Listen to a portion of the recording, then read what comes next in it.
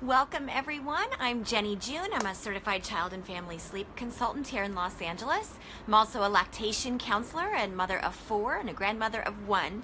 And today we're going to talk about daylight savings time and how to prep for that, what to do and what not to do. I'm going to make it really simple for you. In fact, I think you're going to like what I have to say. So if you're ready, I'm ready. We're going to get started right now. And in the meantime, please feel free to put your comments and your questions below, and I will do my best to answer those throughout the week. All right, so the good news is this.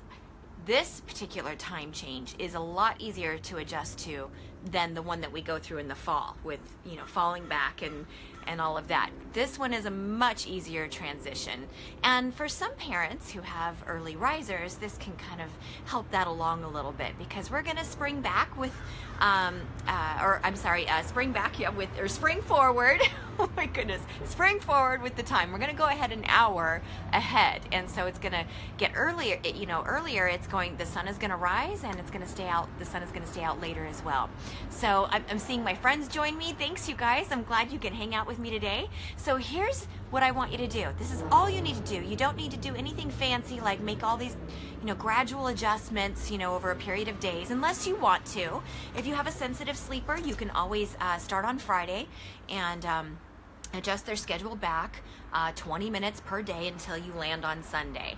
So just Friday and Saturday, you just kind of adjust things back 20 minutes on Friday and then 40 minutes on Saturday, and then on Sunday you'll be right on track.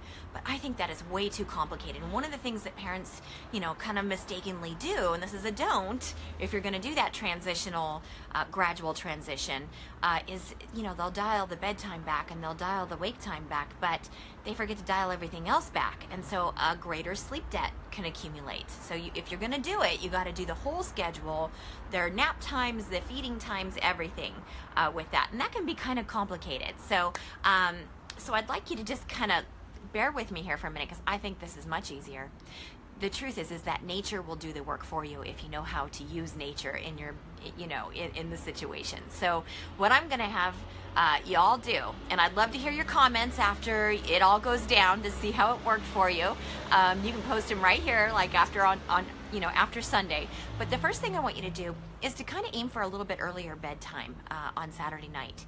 So if your child normally goes to bed at 7 o'clock, aim for a 6:30 bedtime. And don't be afraid of that early bedtime. Earlier bedtimes help with later wake times, not the opposite. It's counterintuitive to our adult sleep logic, but the beautiful thing is that it does help a child sleep deeper, longer, and more restoratively. So aim for an earlier bedtime, because we are going to lose an hour here, and in that hour over a period of few days will accumulate a sleep debt. So aim for earlier bedtimes pretty much the whole week that you begin this, once daylight savings times happens. So when you get ready for your bedtime routine, I want you to start that routine with a brief, soothing, candlelit bath. Just a nice warm bath, only 5 to 7 minutes, and then, after that's over, lift them up out of that bath water. Their core body temperatures will drop and drop quickly, which helps increase melatonin production.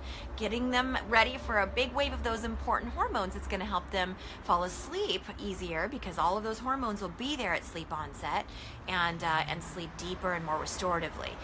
It'll really reduce a lot of bedtime battles as well. So start with a nice calming bath, then quickly, within 15 minutes after that bath, move right through the rest of your bedtime routine. Get those pajamas on, that sleep sack if you have one of those, and read them a story, sing them a song, kisses, cuddles, and then boom, and let the sleep happen. And the next thing I want you to do is to make sure that you are getting them up at somewhere between 6 and 7 a.m. on Sunday. So Sunday, that time changes. You're going to adjust right to that new time change. So 6 to 7 a.m., the new time, that's when I want you to get them up for the day. And then after you retrieve them in the morning and get them up, I want you to sit at the breakfast table with the blinds and the drapes open and let their eye gates, let their retina watch the early morning rising sun as they're eating their breakfast, or maybe breastfeeding or having their bottles. Sit right at the dining room table and let their eyes come in contact with that. That's going to help immediately start shifting their circadian rhythms in alignment with the new time change. It's all about the rising and the setting of the sun and the way the earth shifts on its, rotates on its axis, and our bodies will quickly adjust and change to that if we are allowing our retina to come in contact with that distinctive blue hue that emanates from the early morning rising sun. And our core body temperatures also start to elevate during that time. So any sleep beyond that point anyway, beyond 7 a.m.-ish, is non-restorative anyway. We can't achieve slow wave sleep after that. So this is really the surest, quickest way to get everybody in the family, including yourselves, adjusted quickly. Once breakfast is over, maybe they're already dressed for the day, get them outside and go for a walk in that early sunlight. And let them be exposed to that, more fully. That's just gonna, really drive it home. And keep them outside if you can, periods throughout the afternoon, so that their body does quickly adjust. You'll notice in about 4 days that the adjustment will take place. And again, this one is so much easier than the one that we go through in the fall. So let nature do its job. That's exactly how it works. It's the basic, frontline circadian rhythm therapy. So you don't need to do anything fancy. You don't need to do anything tricky or complicated. Just get them outside between, right after they wake for the day around 6 or 7, get outside and enjoy a nice morning walk together. And then another little tip I want to give you is just to remember that because the sun is going to be rising a little earlier in the morning than it does now, those birds are going to be chirping, and we're going to have sunlight in the room, all of that. You're going to want to make sure you prep the nursery, your children's bedrooms or their sleep environment beforehand. So get started on that right away, like ASAP, and have it ready to go on Sunday.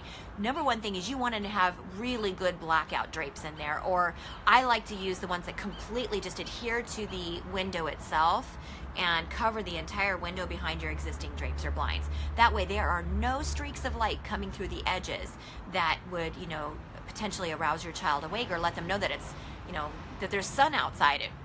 We're going to see that happen around 5:30, 5:45 in the morning. So we don't want that to happen because we don't want them waking up any earlier than 6 a.m., right? So really darken up that room, make sure that no sunlight is escaping the edges of those curtains or drapes or blinds, whatever you have. And the other thing is to have a good white noise machine that's going to condition the stimulating sounds that are coming from outside of your child's bedroom window or the bedroom door. And when the sun rises earlier, guess what? All the birds and all the animals out there, they're getting up earlier too. And we're going to hear those birds chirping at 5:30 in the morning, and that will wake your child up. So you're going to want to use a good white noise machine and make sure that it's ambient sound, that it's not ocean wave sounds or lullaby music or rain sounds or any of that nonsense. That's actually super counterproductive to sleep. So just ambient sound, something that just kind of sounds like having a fan on in the room. And if that's all you've got, use that. A good fan in the room, just make sure it's not blowing directly on your child, is good ambient sound in the background. And it's nothing you need to worry about them getting addicted to. But it also has low frequency tones that are not damaging to your child's hearing as well. And just keep that on all night and during the naps. And I'll tell you, in 4 days, you'll forget all about all this. And I would love to hear from you once we get maybe to next Thursday before we have our next Facebook Live video. So I'd like to hear how all that adjustment went for you. And of course, if you have any questions or concerns, you can post them right here in the comments below. And I'll be happy to answer those for you this week. I see more of my friends. Hi, Amy. Hi, Tracy. Baby League's with us. Speaking of Baby League, if you have a little one or you're expecting, head over to their YouTube channel. There are so many terrific resources, fun videos to watch, educational videos.